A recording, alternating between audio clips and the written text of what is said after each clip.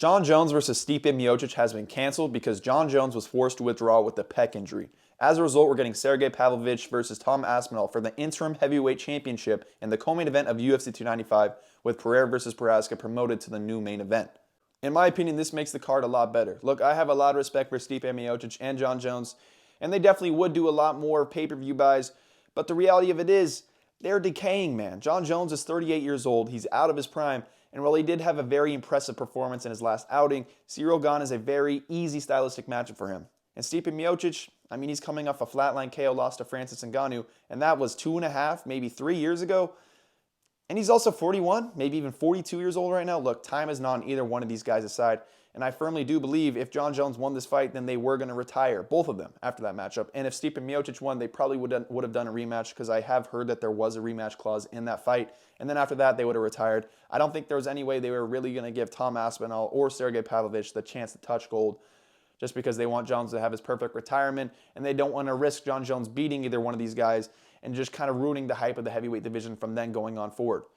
Both of these guys are extremely dangerous early, and this is a very hard fight to predict, and it's a very interesting prediction as well, which is why I like this matchup a lot more than Stipe Miocic versus Jon Jones.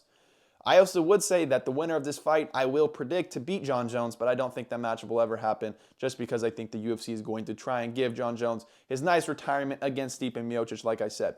Both of these fighters are super dangerous early. Sergei Pavlovich has finished 6 out of his last 6 fights by first-round knockout, and his only loss in the UFC was by first-round knockout to Alistair Overeem, after Alistair Overeem took him down and KO'd him there.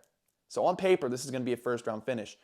And look, the Alistair Overeem matchup was 5 years ago, so Sergei Pavlovich's takedown defense has likely improved. I've also seen videos of him training with Islam Khabib, the whole AKA team, so he definitely has improved his takedown defense. And he stopped the takedown from Curtis Blaydes, but the reality of it was that Curtis Blaydes, he was definitely hurt, and that wasn't a very good takedown shot. Tom Aspinall. Tom Aspinall has very powerful hands. He's KO'd a lot of his last opponents by first-round knockout, and then he submitted Alexander Volkov by first-round submission. And an interesting thing to note is Alexander Volkov is his most rangy opponent he's ever faced, and Sergei Pavlovich is very rangy as well. And Tom Aspinall was able to find a very good takedown. He timed it very well in his striking exchange, got him down to the ground, and finished Alexander Volkov by first-round submission. If Tom Aspinall is able to time a slick takedown in a striking exchange, I do think he'll be able to get down Sergei Pavlovich and either submit him or KO him in the first round. This matchup is super interesting just because of how many unknowns there are about Sergei Pavlovich's takedown defense.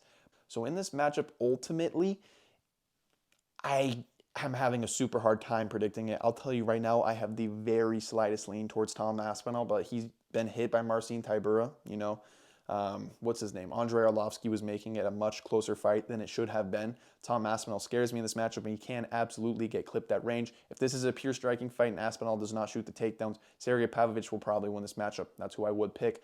But I'm not super confident just because Aspinall has a lot of power. Pavlovich has been tagged by Curtis Blaydes, who I think is a much worse striker than Aspinall. And I did pick Aspinall against Blaydes, and then obviously his knee imploded like the first or second strike he threw. Nothing he can do about that. If Aspinall ends up touching Pavlovich, I think he'll probably shoot the takedown. He'll get the takedown from there, and then he'll sub him. So early lean is Aspinall, just because it is a mixed martial arts fight, and he has shown in his interviews that he views Pavlovich as a very dangerous opponent, and if he does view him as very dangerous, he could potentially get him down to the ground. And we did see with the Alexander Volkov fight, which was his most rangy opponent he's fought, he took him down to the ground. He made sure to time a striking exchange, and Pavlovich is a very rangy opponent. But Pavlovich can clip him at range. That's why Pavlovich is OP. He'll clip you at range, and once he hurts you, the onslaught comes, and he has very good finishing sequences. Early lean is Aspinall. Don't bet on it right now because there's a good chance I flip my pick. I'm going to be watching all the film, and that's not going to take long because there's a lot of first-round finishes. Sergei Pavlovich versus Jon Jones. I would pick Pavlovich. Like I said, just even though he does look very top-heavy, and even though Jon Jones is definitely the better wrestler, Pavlovich has definitely, he's honed in on his takedown defense. And he's much stronger than Jon Jones. And just the power threat alone was a big factor why I was very scared of the Ciryl Gane matchup, why I think Ciryl Gane was able to get taken down, why Jon Jones shot him with such confidence. Because Ciryl Gane doesn't really have that flatline knockout power where Sergei Pavlovich does. Jon Jones could even get in on the double leg, and then Sergei Pavlovich could just rain down strikes and hurt Jon Jones from there. That's how powerful this guy is.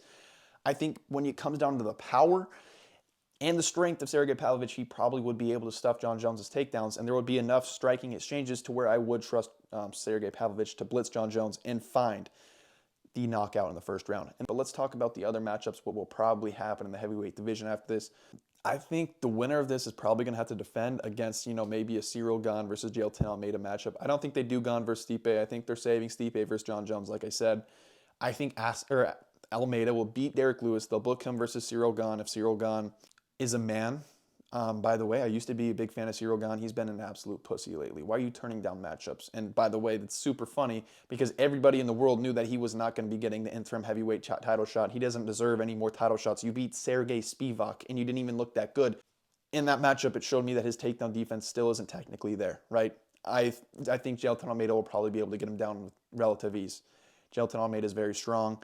He is kind of like a very massive light heavyweight, but his technique is super good, and I think it'll look very similar to the Jon Jones matchup. He'll be able to get Cyril Gane down early, and then he'll submit Cyril Gane probably round 1, and then from there he'll fight the winner of Pavlovich versus Aspinall. And I probably would go with Pavlovich and Aspinall over Jailton Almeida, but I do want to see the Cyril Gane matchup, and I do want to see the Pavlovich and Aspinall matchup before I do make my official prediction on that as well. The heavyweight's pretty interesting at the top right now. I'm glad that it's moving, and it is kind of annoying that this is the interim heavyweight belt because everyone really does know that this is the real vacant heavyweight belt because Jon Jones is going to be retiring in his next matchup. And there's no way, very little chance he's going to be taking on Sergei Pavlovich versus Tom Aspinall, especially after we've seen the report from Mark Raimondi. Yeah.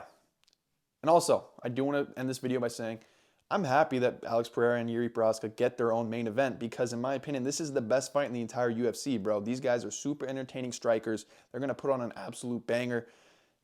There's no way it's not fun, and I don't know why there aren't more fans talking about this fight because it is absolutely fucking insane. UFC 295 is, in my opinion, the best co-main and main event pairing we've seen in a very long time. I'm super excited for UFC 295, and I hope you are too. As always, thank you for your time, and make sure to like and subscribe, and I'll see you in the next one.